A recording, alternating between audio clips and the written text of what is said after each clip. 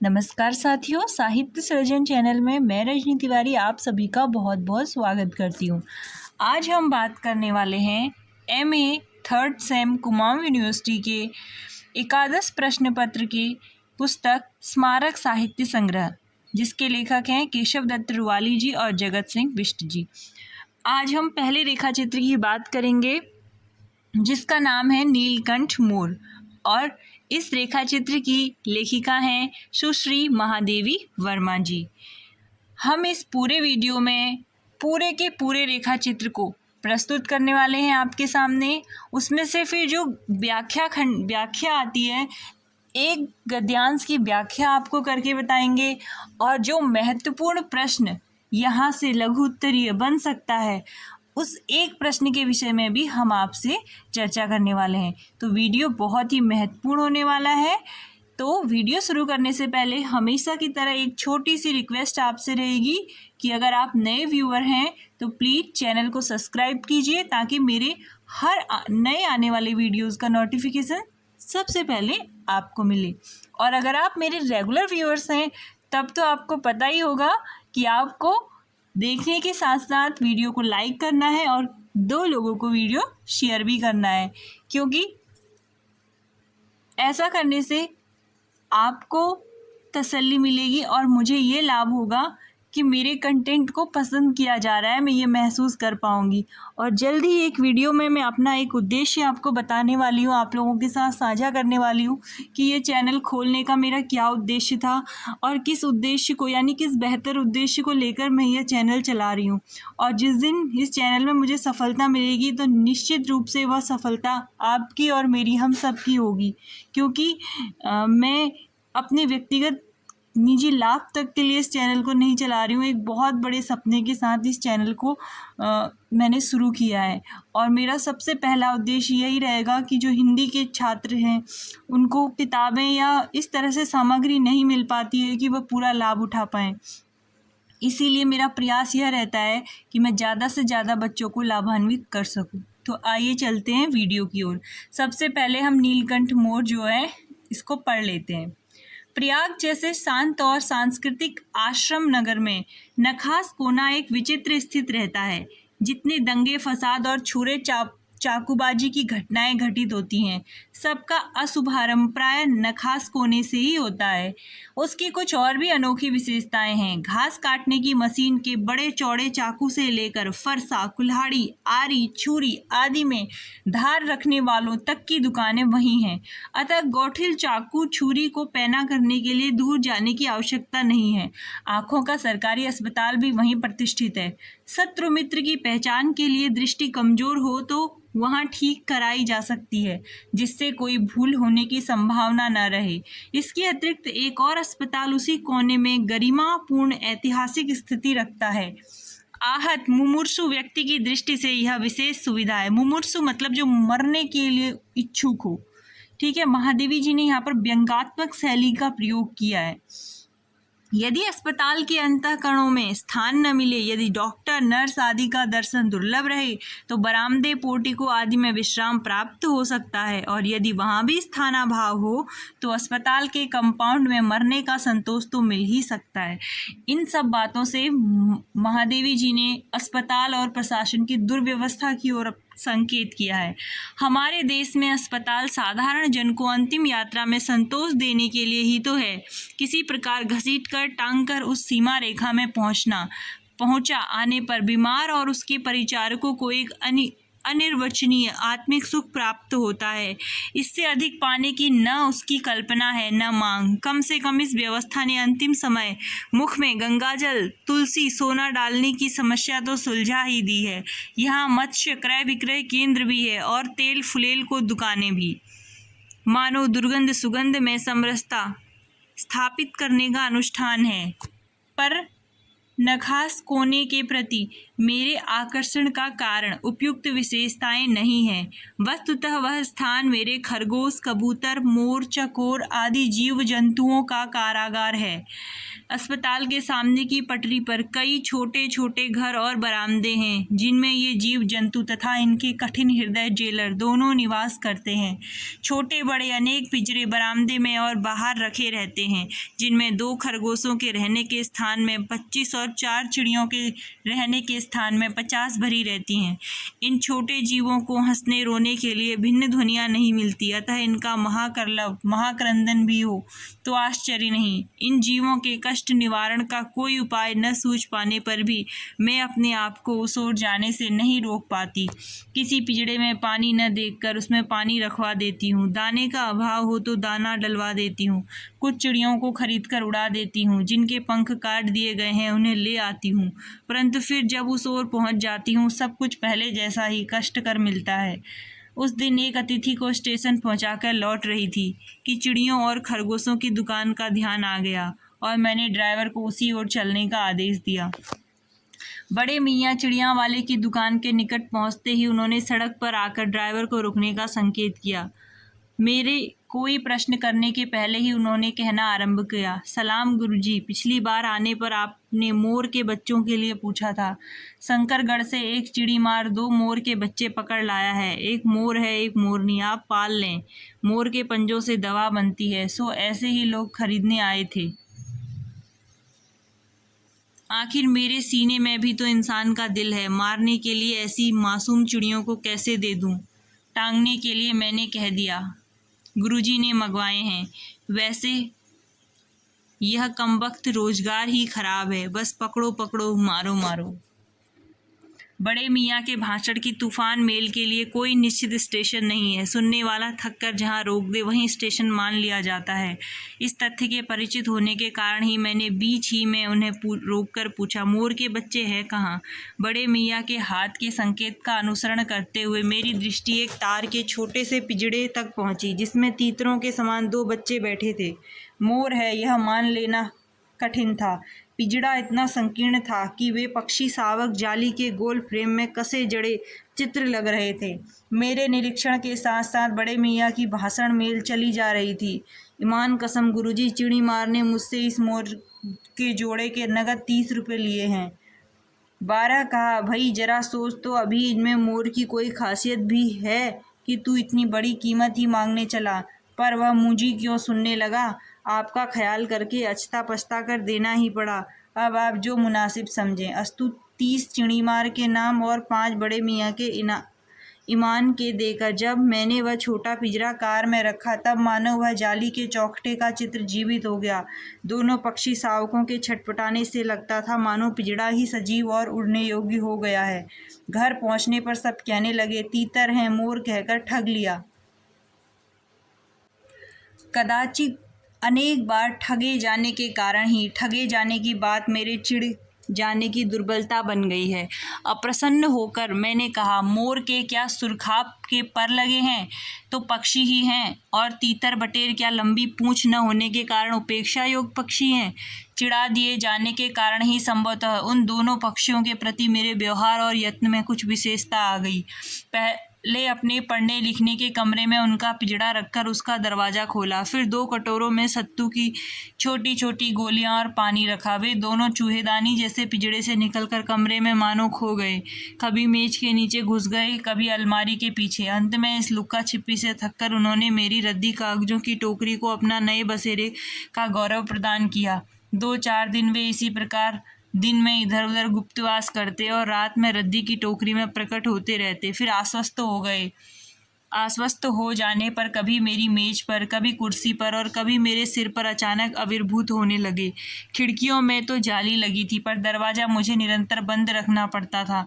खुला रखने पर चित्रा, मेरी बिल्ली, इन नवागंतुकों का पता लगा सकती थी और तब उसकी शोध का क्या परिणाम होता यह अनुमान करना कठिन नहीं है। मतलब वो उन्हें मार देती। वैसे वह चूहों पर भी आक्रमण नहीं करती, परंतु यहाँ तो सर्वथा अपरिचित पक्षियों की अनधिकार चेष्टा का प्रश्न था। उसके लिए दरवाज़ा बंद रहे और ये दोनों उसकी दृष्टि में ऐरे गहरे मेरी मेज को अपना सिंहासन बना लें। यह स्थिति चित्रा जैसी अभिमानिनी मार्जरी के लिए असह्य कही जाएगी। जब मेरे कमरे का कायाकल्प चिड़िया खाने के रूप में होने लगा, तब मैंने बड़ी कठिनाई से दोनों चिड़ियों को पकड़कर जाली के बड़े घर में पहुंचाया, जो मेरे जीव जंतुओं का सामान्य निवास है। दोनों नवागंतुकों ने पहले से रहने वालों में वैसा ही कुतूहल जगाया जैसा नववधू के आगमन पर परिवार में स्वाभाविक है। लक्का कबूतर नाचना छोड़कर दौड़ पड़े और उनके चारों ओर घूम घूम कर गुटर गुटर की रागनी अलापने लगे। बड़े खरगोश सभ्य सभासदों के समान क्रम से बैठकर गंभीर भाव से उनका निरीक्षण करने लगे। ऊन की गेंद जैसे छोटे खरगोश उनके चारों ओर उछल कूद मचाने लगे। तोते मानो भली भांति देखने के लिए एक आंख बंद करके उनका परीक्षण करने लगे। ताम्रचूर्ण झूले से उतरकर दोनों पंखों को फैलाकर शोर करने लगा। उस दिन मेरे चिड़ियाघर में मानो भूचाल आ गया। धीरे धीरे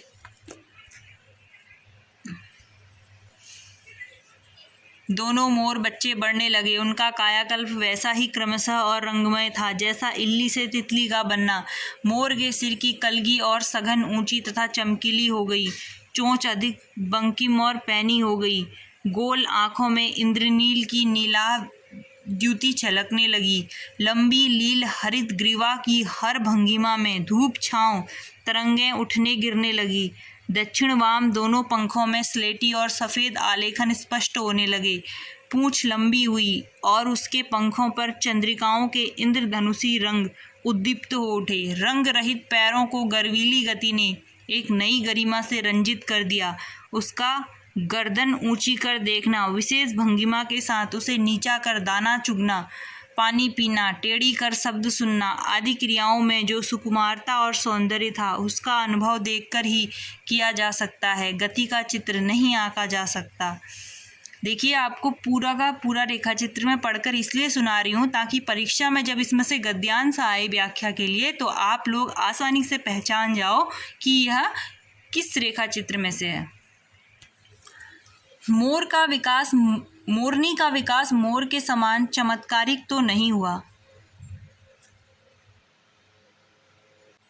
परंतु अपनी लंबी धूप छाही गर्दन, हवा में चंचल कलगी, पंखों की श्याम श्वेत पत्र लेखा मंथर गति आदि से वह भी मोर की उपयुक्त सहचरणी होने का प्रमाण देने लगी। नीलाभ ग्रीवा के कारण मोर का नाम रखा गया नीलकंठ और उसकी छाया के समान रहने के कारण मोरनी का नामकरण हुआ राधा।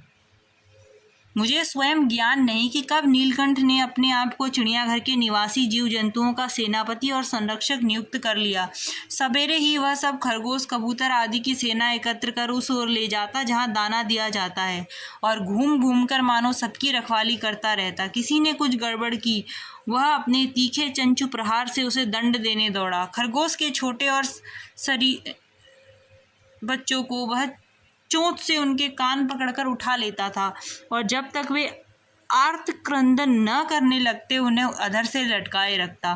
कभी कभी उसकी पैनी चोंच से खरगोश के बच्चों का कर्णभेद संस्कार हो जाता था, पर वे फिर कभी उसे क्रोधित होने का अवसर न देते थे। उसके दंड विधान के समान ही उन जीव जंतुओं के प्रति उसका प्रेम भी असाधारण था। प्रायः वह मिट्टी में पंख फैलाकर बैठ जाता और वे सब उसकी लंबी पूंछ और सघन पंखों में छुआ छुअल सा खेला खेल करते।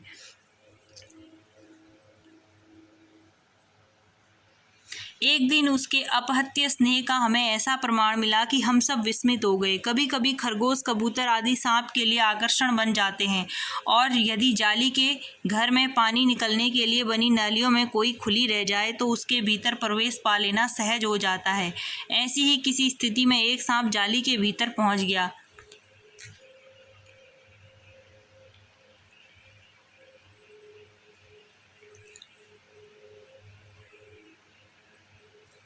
सब जीव जंतु इधर उधर छिप गए। केवल एक शिशु खरगोश सांप की पकड़ में आ गया। निगलने के प्रयास में सांप ने उसका आधा पिछला शरीर तो मुंह में दबा रखा था, शेष आधा जो बाहर था उससे ची ची का स्वर भी इतना तीव्र नहीं निकल सकता था कि किसी को स्पष्ट कुछ सुनाई दे सके। नीलकंठ दूर ऊपर झूले में सो रहा था। उसी के चौकन्ने कानों ने उस मंद स्वर की व्यथा पहचानी और वह पूंछ पंख समेटकर सर्र से एक झपट्टे में नीचे आ गया।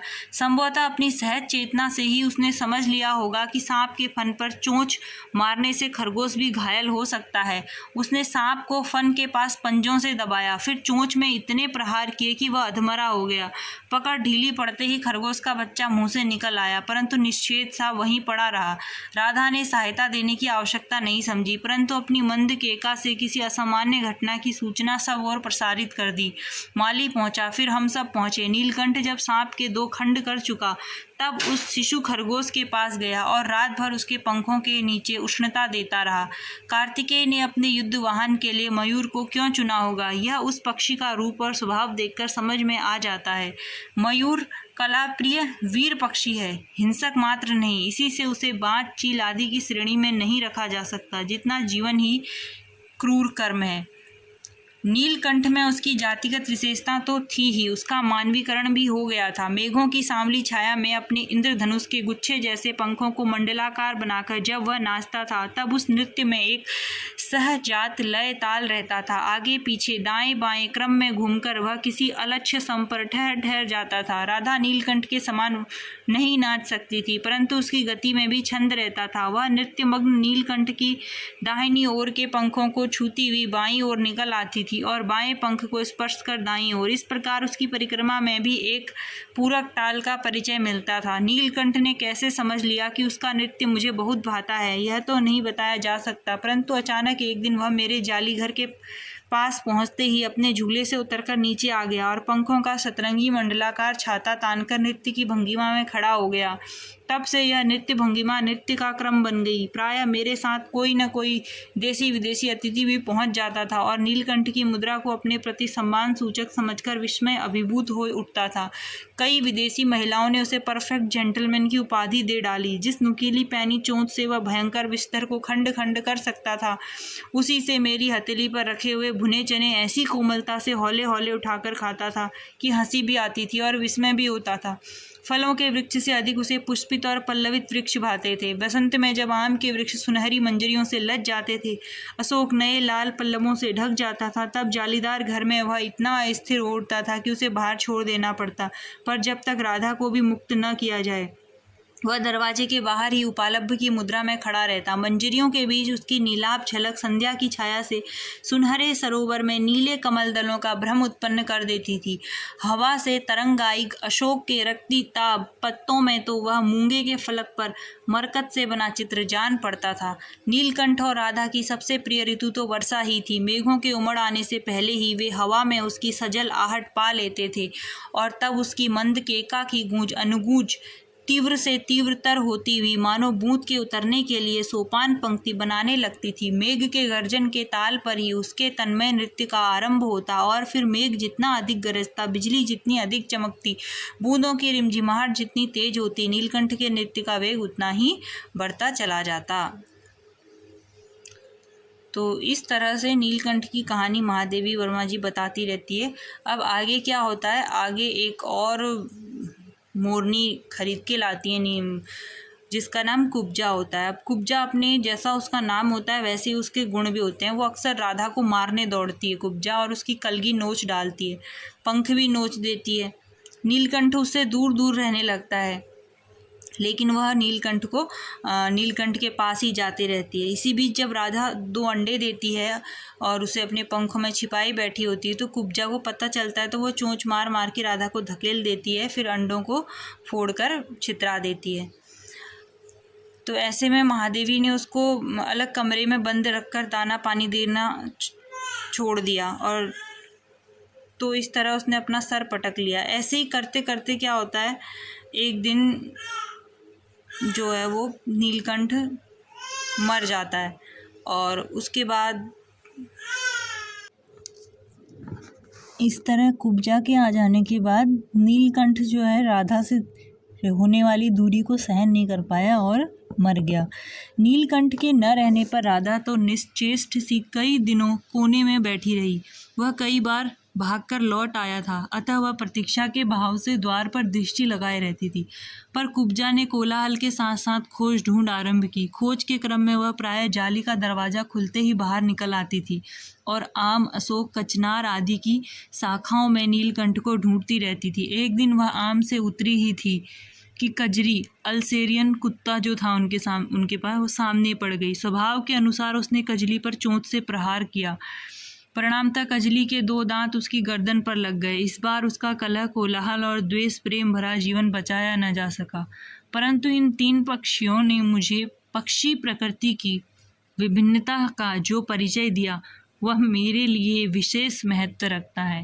राधा प्रतीक्षा में ही दुकेली है। आषाढ़ में जब आकाश मेघाच्छन्न हो जाता है तब वह कभी ऊंचे झूले पर, कभी अशोक की डाल पर अपनी केका को तीव्र से तीव्रतर करके नीलकंठ को बुलाती रहती है।